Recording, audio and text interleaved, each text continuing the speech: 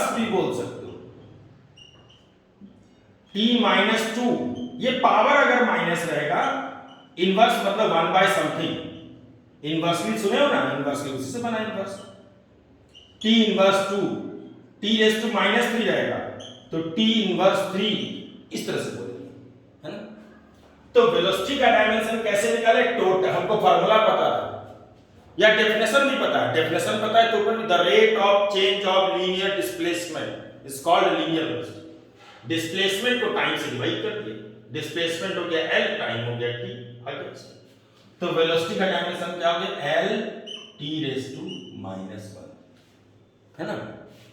ये चीज, और एक चीज और जान लो तो, कि अगर तुमको डायमेंशन पता है ना तो तुम यूनिट भी निकाल सकते हो, और अगर यूनिट पता है तो तुम डायमेंशन भी निकाल। जैसे फॉर एग्जांपल वेलोसिटी का बोलेंगे, बताओ तो क्या होगा? एफपीएस यूनिट, एफपीएस में लेंथ फुट में, मास पाउंड में, टाइम सेकेंड में। तो क्या होता है, एल बाई टी होता है। एल मतलब लेंथ यानी फीट, टाइम मतलब सेकेंड, फीट पर सेकेंड। बोले नहीं बताओ सीजीएस में क्या होगा, सीजीएस में लेंथ सेंटीमीटर में, टाइम सेकेंड में, टाइम तो सब में सेकेंड होता है।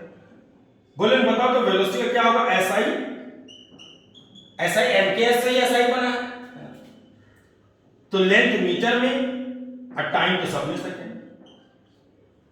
अगर इसी को उल्टा कर बोले कि अगर तुमको यूनिट पता है मीटर पर सेकेंड हो या सेंटीमीटर पर सेकेंड हो या फीट पर सेकेंड हो, तो क्या तुम डायमेंशन निकाल सकते हो क्या, एकदम निकाल सकते हैं। मीटर पर सेकेंड यानी मीटर का हो गया लेंथ यानी एल, सेकेंड हो गया टाइम इसलिए बाई टी, तो एल बाई टी। सेंटीमीटर भी रहेगा तो ऊपर भी लेंथ ही ना है, तो लेंथ का एल, सेकेंड हो गया टाइम, तो एल बाई टी। तो वेलोसिटी का डायमेंशन क्या हो गया, L T raise to minus 1। और जो चैप्टर जैसे जैसे फिनिश होगा तो क्या करेंगे हम लोग, उसका फिर ऑनलाइन जो है डाउट क्लास लेंगे। डाउट क्लास में क्या है, हम तुमको न्यूमेरिकल देंगे बनाने के लिए, क्वेश्चन देंगे बुक से, है ना, तुम पूछ सकते हो, या तुमको पर्सनली अगर कोई डाउट होगा तो वो भी पूछ सकते हो तुम मुझसे, है ना। लाइव क्लास में हम वो जैसे जैसे चैप्टर फिनिश होगा अपने आप करते जाएंगे, है ना। तो वेलोसिटी का हो गया ये। फिर आया था एक्सेलरेशन। अब आता है एक्सेलरेशन का, जब तक हमको फार्मूला नहीं पता रहेगा तब तक हम लोग कर नहीं सकते। एक्सेलरेशन का फार्मूला पता है तो पर भी कर सकते हैं, डेफिनेशन पता है तो पर भी कर सकते हैं, है ना, कुछ भी तरीके से कर सकते हैं। तो एक्सेलरेशन होता क्या है, change in velocity by change in time, यानी वेलोसिटी बाय टाइम। तो चेंज रहे कि टोटल रहे, है तो वेलोसिटी ना आखिर जी, तो एल होगा, और टाइम का क्या होगा, टी होगा। तो चेंज इन वेलोसिटी का क्या हो गया, एल टी माइनस 1 वेलोसिटी है, और टाइम टी हो गया, तो कितना हो गया, L T raise to minus 2, ये हो गया। तो एक्सेलरेशन का आ गया। अगर तुमको एक्सेलरेशन का यूनिट चाहिए तो क्या होता है, L T raise to minus 2, यानी अगर हमको सीजीएस में चाहिए तो क्या करेंगे, लेंथ हो गया सेंटीमीटर, टाइम हो गया सेकेंड, चूंकि -2 इसलिए स्क्वायर होगा, इसको तुम ऐसे लिख सकते हो ना, एल बाई टी स्क्वायर, तो सेंटीमीटर पर सेकेंड स्क्वायर। बोले बताओ तो क्या होगा, एसआई, तो लेंथ हो गया मीटर में, टाइम हो गया सेकेंड में, तो मीटर पर सेकेंड स्क्वायर। और अगर यूनिट पता है तो डायमेंशन में निकाल सकते हैं, मीटर का लेंथ का, मीटर का एल हो गया, टाइम सेकेंड का टी हो गया, है ना। तो ये हो गया। अगर तुमको फार्मूला पता है तो तुम उससे भी निकाल सकते हो, है। कल हम लोग पढ़े थे, एक और तरीके से निकालना सिखा रहे हैं। देखो कोई भी तरीके से निकालो, डायमेंशन आराम से निकलेगा। तुमको कल बताए थे कि 10 metre plus 8 metre equal to लिख सकते हो ना 18 मीटर। ये कल बताए थे, क्या बोलते थे इसको, प्रिंसिपल ऑफ होमोजेनिटी। क्यों कर सकते थे ऐड, क्योंकि 10 मीटर भी लेंथ है, 8 मीटर भी लेंथ है, इसलिए आराम से इसका भी डायमेंशन एल है, इसका भी डायमेंशन एल है, इसलिए आराम से ऐड हो जाएगा। तो ऐड कब कर सकते हैं, अगर ये a plus B equal to C लिखा हुआ है, अगर ये a है, ये b है और ये c है, तो ये तभी संभव है जब इसका जिसको ऐड कर रहे हैं और जो रिजल्ट आया उसका, तीनों का डायमेंशन क्या होगा, सेम होगा। यही है प्रिंसिपल ऑफ होमोजेनिटी, यानी लेफ्ट हैंड साइड का डायमेंशन और राइट हैंड साइड का डायमेंशन क्या होता है, बिल्कुल बराबर। यानी अगर कोई चीज ऐड कर रहे हो तो ये पक्का है कि तीनों का डायमेंशन सेम होगा। इवन अगर सब्ट्रैक्ट भी करेंगे तो सब्ट्रैक्ट भी तुम तभी ना कर सकते हो, अगर 10 मीटर माइनस 1 मीटर तो 2 मीटर, तो हम इसको ऐसे ही बोल सकते हैं। तो ये सब्ट्रैक्ट भी तभी कर सकते हैं जब इसका डायमेंशन क्या होगा, ऐड। तो सिंपल कॉन्सेप्ट क्या है कि ऐड करे या सब्ट्रैक्ट तभी हो सकता है जब डायमेंशन सेम होगा, अदरवाइज नहीं हो सकता। और सबका डायमेंशन सेम होगा, इसका और जो रिजल्ट है उसका। अब इस तरीके से यानी प्रिंसिपल ऑफ होमोजेनिटी को यूज करके हम तुमको फिर से सिखाते हैं कि कैसे निकाला जाता है। जैसे ये फॉर्मूला सबको पता है, S equal to u t plus half a t square. इसमें S क्या होता है? डिस्प्लेसमेंट, U क्या है? इनिशियल वेलोसिटी, T क्या है? टाइम, A क्या है? एक्सेलरेशन। अब अभी तुरंत हम लोग क्या सीखे प्रिंसिपल ऑफ होमोजेनिटी से कि अगर 10 मीटर प्लस 8 मीटर है तो आराम से ऐड कर सकते हैं और 18 मीटर लिख सकते हैं। क्यों? क्योंकि इसका भी डायमेंशन L है, इसका भी L है और इसका भी क्या होगा? L होगा। सेम यही चीज यहां पे देखो, तुम यूटी में कितना ऐड किए हो? Half a t square. अच्छा, यूटी में हाफ ए टी स्क्वायर अगर ऐड किए हो तो ये पक्का है कि इस समूचे यूटी का और इस समूचे हाफ ए टी स्क्वायर का बिल्कुल डायमेंशन सेम होगा। जैसे 10 मीटर में अगर 1 मीटर ऐड कर रहे हैं तो ये पक्का है कि इस समूचे का और इसका डायमेंशन सेम होगा। जैसे यूटी का और हाफ ए टी स्क्वायर का डायमेंशन बिल्कुल क्या होगा? सेम होगा। और जो ऐड होकर के रिजल्ट आएगा, जो ऐड होकर के रिजल्ट आ रहा है उसका भी डायमेंशन वही होगा, यानी इसका भी डायमेंशन यही होगा।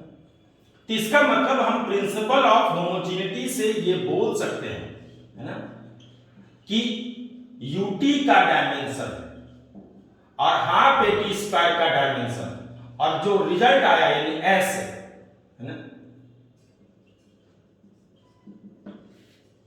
यानी एस का डायमेंशन, यूटी का डायमेंशन और हाफ ए टी स्क्वायर का डायमेंशन, सबका डायमेंशन क्या होगा? सेम होगा। सर नई बात है, इसका इसका और इसका जो रिजल्ट आया सबका डायमेंशन सेम होगा। अब एक एक करके करते हैं। ये तो पक्का हो गया कि इसका इसका और इसका सेम होगा। अब पहले इस दोनों को यूज करते हैं। पहले इसको करते हैं। फर्स्ट, तुम तीनों तो इक्वल ही है, तो एस का डायमेंशन और यूटी का डायमेंशन और हाफ ए टी स्क्वायर का डायमेंशन, तीनों का डायमेंशन सेम है, हमको पता है। हम पहले इसको यूज करें, एस का और यूटी का, इसका इसका सेम होगा। क्या इसको अलग अलग लिख सकते हैं? देखो तो S का डायमेंशन क्या हो गया? L। क्यों S का डायमेंशन L होगा? क्योंकि S क्या होता है? डिस्प्लेसमेंट। तो हम जानते हैं डिस्प्लेसमेंट लेंथ होता है, इसलिए L होगा। U हमको नहीं पता है, हम निकालना है इसको, हमको नहीं पता है। ये T तो फंडामेंटल में ही है, क्या होता है? टाइम, है ना।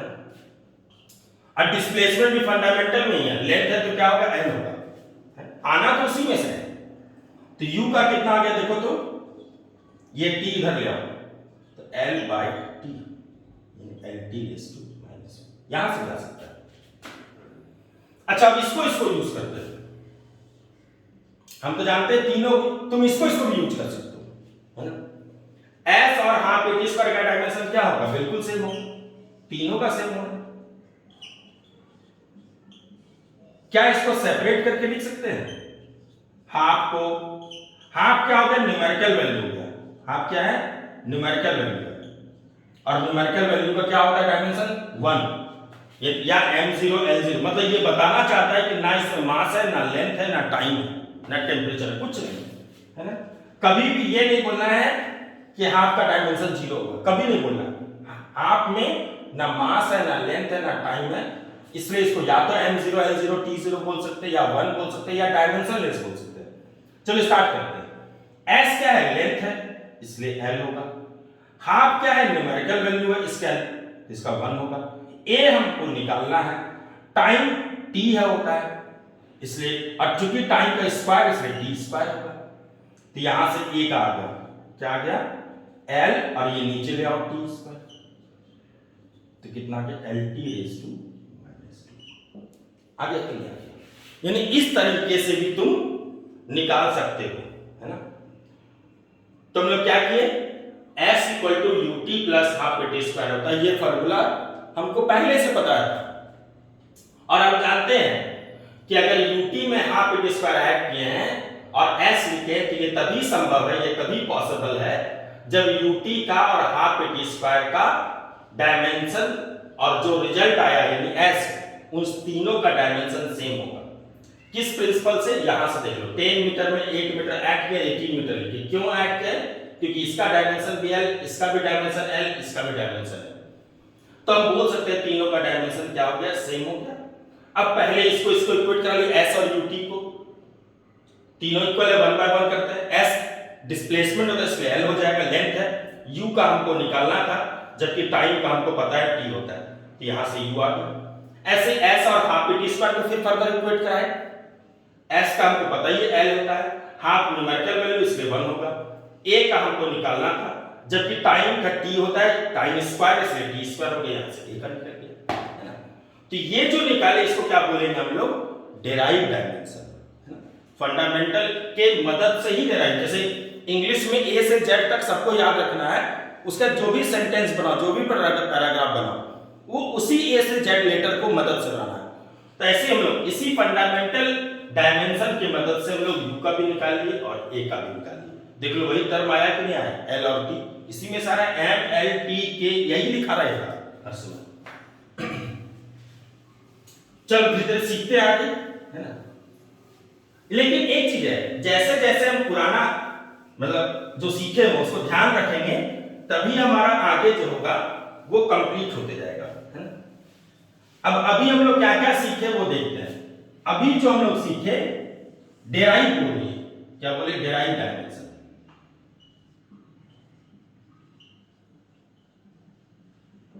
किसका सीखे, वेलोसिटी का, कितना है L T raise to -1, acceleration का एल टी रेस टू -2 या एल टी इनवर्स 2 भी बोल सकते हैं।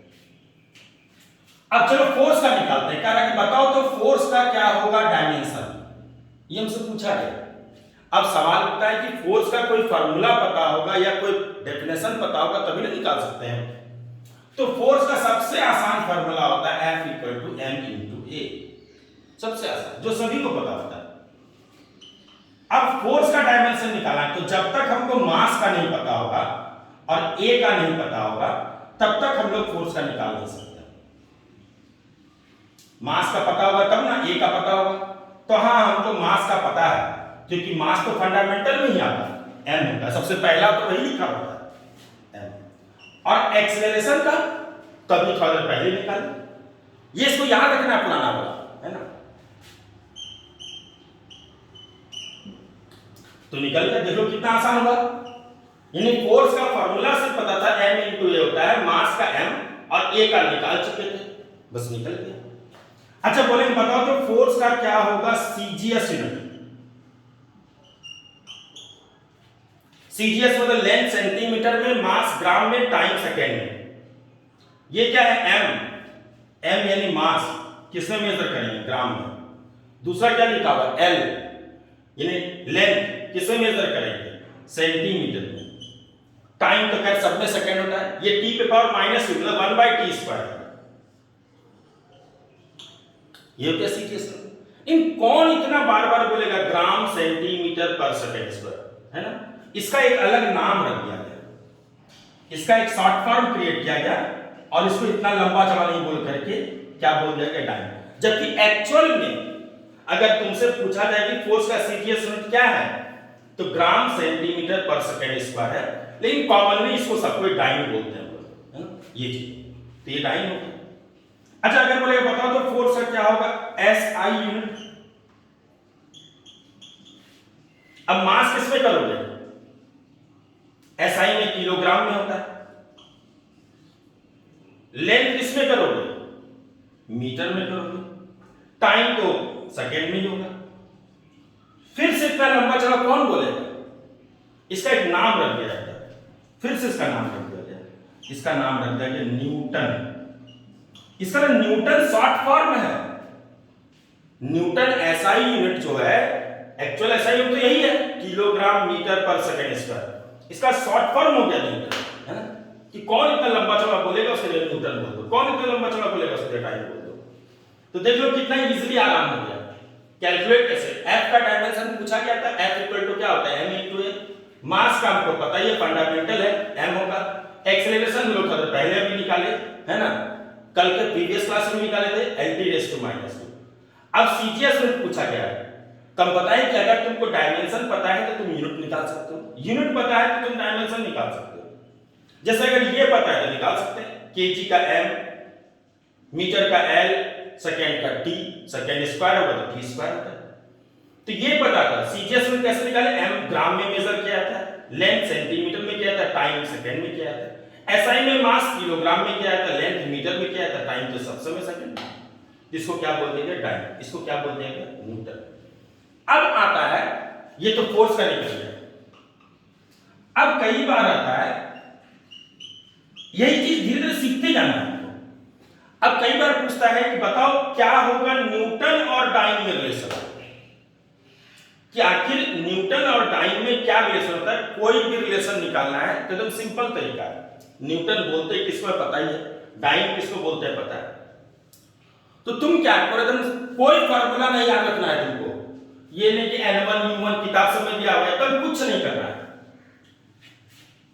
एज्यूम कर लो 1 newton equal to x dyne, या 1 dyne equal to x newton भी कर सकते हो, कुछ इधर भी कर सकते हो। तो हम किए 1 newton equal to x dyne, यानी 1 न्यूटन आखिर कितने डाइन के बराबर होता है। अब रहा सवाल न्यूटन आखिर बोलते किसको है, तो न्यूटन इसको बोलते हैं, तो लिख दिए किलोग्राम मीटर पर second square equal to x dyne. Dyne किसको बोलते हैं, ग्राम सेंटीमीटर पर सेकेंड स्क्वायर। देखो सेकेंड स्क्वायर तो सबसे पहले चला गया, तो क्या हो गया 1 kilogram metre equal to x gram centimetre. अच्छा एक काम कर सकते हो, या तो किलोग्राम को ग्राम में बदल दो या ग्राम को किलोग्राम में बदल दो। ज्यादा अच्छा है किलोग्राम को ही ग्राम में बदल देते हैं। क्या लिख सकते हैं 1000 ग्राम, मीटर की जगह क्या लिख सकते हैं 100 सेंटीमीटर लिख सकते हैं। इधर एज इट इज कॉपी कर दो, किलोग्राम की जगह ग्राम लिख दे। क्यों ऐसा किया, क्योंकि ताकि ग्राम और ग्राम कैंसिल हो जाए, सेंटीमीटर और सेंटीमीटर कैंसिल हो जाए, इसलिए कैंसिल कर दिया। अब देखो तो यहां पे कितना आ गया 1 2 3 4 5 यानी 10⁵ इक्वल टू x। तो x का वैल्यू निकल गया। जब x निकल ही गया तब तो काम ही हो गया। हम लोग 1 न्यूटन इक्वल टू कितना एज्यूम किए थे, 1 newton equal to x dyne assume किए थे और x का वैल्यू निकाल लिए। कितना आया x का वैल्यू 10⁵। तो तुम बोल सकते हो कि न्यूटन और डाइन में रिलेशन क्या होता है, तो 1 newton is equal to 10⁵ time. कैसे किए, एकदम सिंपल वे में है ना। 1 न्यूटन इक्वल टू, हम क्या बोले कोई फार्मूला नहीं यूज करना है, 1 newton equal to x time. Newton किसको बोलते हैं खाली क्लियर होना चाहिए, डाइन किसको बोलते हैं खाली क्लियर होना चाहिए। सेकेंड स्क्वायर कट गया, एक यूनिट में कन्वर्ट करो, या तो दोनों को किलोग्राम में कर दो नहीं तो दोनों ग्राम में कर दो। तो हम ग्राम में कर दिए, किलोग्राम की जगह 1000 ग्राम, मीटर की जगह 100 सेंटीमीटर, अपने आप कैंसिल हो गया और x का वैल्यू आ गया 10⁵। हम x का ही वैल्यू निकालना चाह रहे थे, तो 1 न्यूटन इक्वल टू क्या है x टाइम है और x का वैल्यू निकल चुका है, so that 1 newton equal to 10⁵ है। तो अब अगर हमसे पूछेगा कि बताओ न्यूटन और डाइन में क्या रिलेशन होता है, तो 1 न्यूटन इक्वल टू होता है 10⁵ डाइन, है ना। ये चीज, ये कन्वर्जन है बेसिकली, कि कैसे कन्वर्ट करते हैं। अब चलिए एक दो और डायमेंशन निकालते हैं। बोलेगा बताओ तो एनर्जी का क्या होगा डायमेंशन, एनर्जी बोले, वर्क बोले, मैकेनिकल एनर्जी बोले, काइनेटिक एनर्जी बोले, हीट बोले, सब एक ही चीज है, सब तो एनर्जी का ही फॉर्म है। बोलते ना heat is a form of energy, kinetic energy, mechanical energy, कोई भी एनर्जी। तो तुम्हारे पास कई सारा फॉर्मूला है। तुमको अगर एनर्जी का फॉर्मूला पता है तो हाफ mv² होता है, इससे भी निकाल सकते हो। mgh होता है, इससे भी निकाल सकते हो। F into S होता है, इससे भी निकाल सकते हो। कोई भी फॉर्मूला से निकालोगे आंसर सबसे एक ही आएगा, है ना। चलो करके दिखाते हैं। सबसे पहले F into S से करते हैं। बोलते ना वर्क बराबर W बराबर F into S। अब F का अगर पता हो और S का पता हो तो निकल जाएगा। तो F का तो पता ही है, देखो ना यहाँ पे थोड़ा पहले निकाला, और S यानी लेंथ, डिस्प्लेसमेंट बोलते हैं। S क्या होता है डिस्प्लेसमेंट, L। तो कितना हो गया ml² t⁻²। इस फॉर्मूला से निकालें। कोई बोले हमको इससे मन कर रहा, हाफ एम वी स्क्वायर से, काइनेटिक एनर्जी वाला फॉर्मूला से। एनर्जी कोई भी होगा, काइनेटिक एनर्जी हो कि पोटेंशियल एनर्जी हो, है तो एनर्जी ना, है ना। तो हमको इसका डायमेंशन निकालना है। तो अगर तुमको हाफ का पता हो, m का पता हो और v का पता हो तो निकल जाएगा। तो हाफ का कितना होता है 1, क्योंकि हाफ न्यूमेरिकल वैल्यू 1 होगा। m फंडामेंटल में है, कितना होता है m। वेलोसिटी थोड़ा पहले निकाले, lt−1 है, लेकिन चूंकि वेलोसिटी का स्क्वायर है इसलिए स्क्वायर करना होगा। तो कितना हो गया m l का स्क्वायर t पे पावर -2। देखो वही चीज आएगा। कोई बोलेगा नहीं हम mgh से निकालेंगे, पोटेंशियल एनर्जी वाला फार्मूला से निकालेंगे, mgh से निकालेंगे। तो अगर m का पता होगा तो हाँ m का पता है, m। g क्या है? g है एक्सेलरेशन ड्यू टू ग्रेविटी, है ना, यानी इसका मतलब एक्सेलरेशन है, सिंपल। तो अगर एक्सेलरेशन तो आपको एक्सेलरेशन का पता है, चाहे ग्रेविटी कर रहे जो भी रहे, है तो एक्सेलरेशन है ना। तो lt-2, ये h क्या हाइट है, हाइट यानी लेंथ हुआ, है ना। तो क्या हो जाएगा l, तो कितना आ गया यहां से। इसका मतलब तुम किसी भी तरीके से निकालो, सबसे एक ही आंसर आना है। तो एनर्जी का डायमेंशन कितना आ गया, F × S से किए या हाफ एम वी स्क्वायर से करेंगे या mgh से करेंगे, सबसे एक ही आंसर आना। तो एनर्जी का डायमेंशन कितना आ गया, ml²T⁻²। एनर्जी बोलो, वर्क बोलो, हीट बोलो, सब एक है। अब इसका भी देखो यूनिट निकालते हैं, एनर्जी का भी यूनिट निकालते हैं। बोलेगा बताओ तो एनर्जी का क्या होगा सीजीएस यूनिट, ml²T⁻²। m किसमें मेजर करोगे, सीजीएस देखो ग्राम में करोगे, लेंथ किसमें करोगे, सेंटीमीटर में करोगे, तो सेंटीमीटर। लेकिन देखना लेंथ का स्क्वायर है और टाइम तो सब समय सेकंड स्क्वायर। इसको क्या बोलते हैं पता है, इसको बोलते हैं अर्ग। क्या बोलते हैं इसको, अर्ग। कौन इतना लंबा चौड़ा बोलेगा, क्या नाम रख दिया, अर्ग। बोलेगा बताओ तो क्या होगा एनर्जी का SI यूनिट। अब मास किसमें करोगे, किलोग्राम में। लेंथ किसमें करोगे, मीटर में, ध्यान रखना लेंथ का स्क्वायर है। टाइम किसमें करोगे, सेकंड में। कौन इतना लंबा चौड़ा बोलेगा, क्या बोल दिया इसको, जूल। यानी जूल इसका शॉर्ट फॉर्म है या अर्ग इसका शॉर्ट फॉर्म है। अब कहते हैं बताओ तो क्या होगा रिलेशन जूल और अर्ग में। तो फिर से सिंपल कॉन्सेप्ट है, हम एज्यूम कर रहे हैं 1 जूल = x अर्ग। अब जूल किसको बोलते हैं पता है, किलोग्राम मीटर स्क्वायर पर सेकंड स्क्वायर को बोलते हैं। अर्ग किसको बोलते हैं, ग्राम सेंटीमीटर स्क्वायर पर सेकंड स्क्वायर को बोलते हैं। सेकंड स्क्वायर तो ऐसे चला गया। किलोग्राम को तुम लिख सकते हो 1000 ग्राम, मीटर को तुम लिख सकते हो 100 सेंटीमीटर, स्क्वायर है इसलिए स्क्वायर करना मत भूल जाना, ग्राम सेंटीमीटर स्क्वायर पहले से।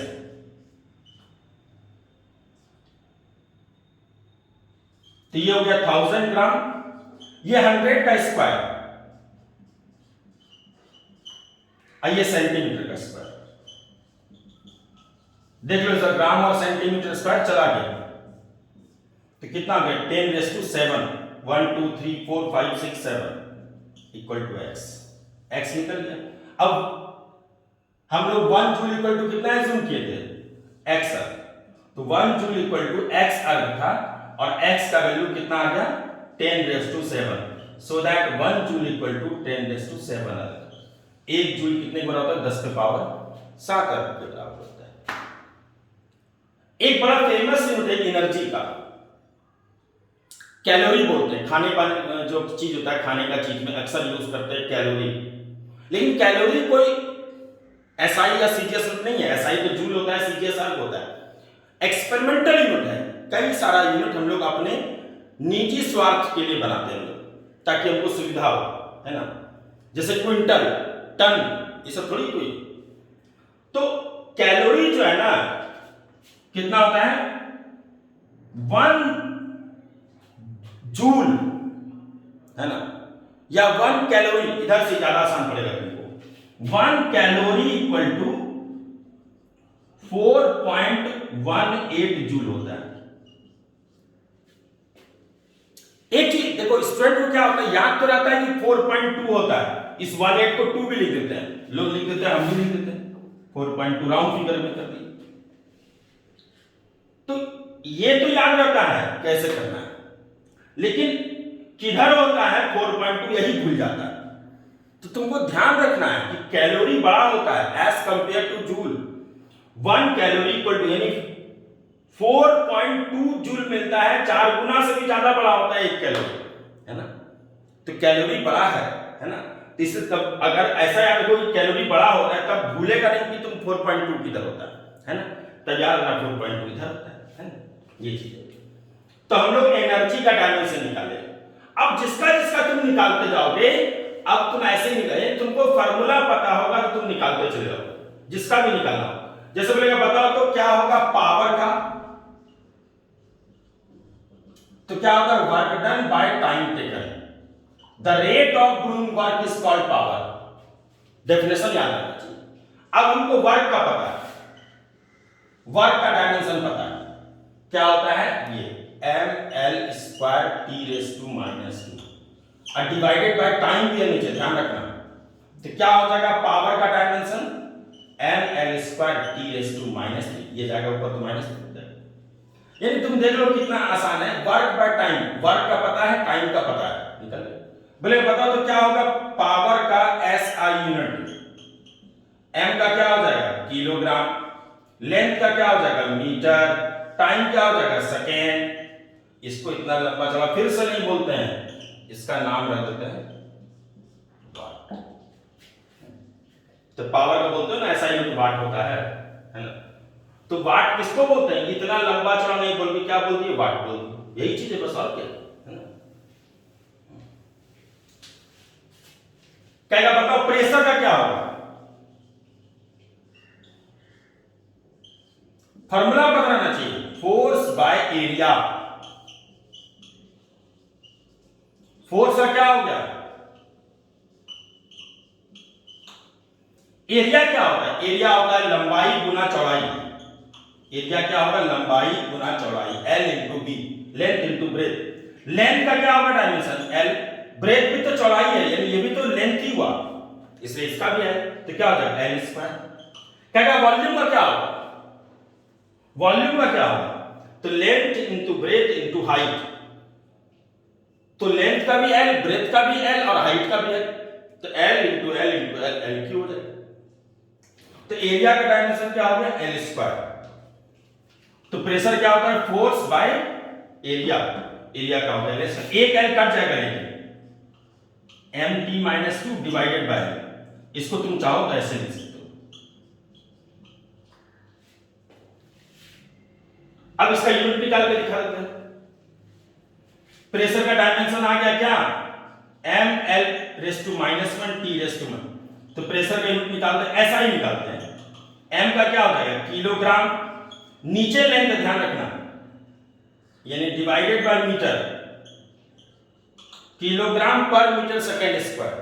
कौन बोलेगा इतना लंबा चौड़ा, फिर से इसका नाम रख देते हैं पास्कल, है ना। तो प्रेशर का ऐसा यूनिट क्या हो गया पास्कल हो गया। एक कन्वर्जन यहां पे भी है, 1 atmosphere equal to 10 raise to 5 pascal होता है। जहां पर हम लोग एट प्रेजेंट हैं इस जगह का जो प्रेशर होता है उसको 1 एटमॉस्फेयर बोलते हैं, और वो किसके बराबर, कितने बराबर होता है 10 रेज़ टू 5 पास्कल के बराबर होता है।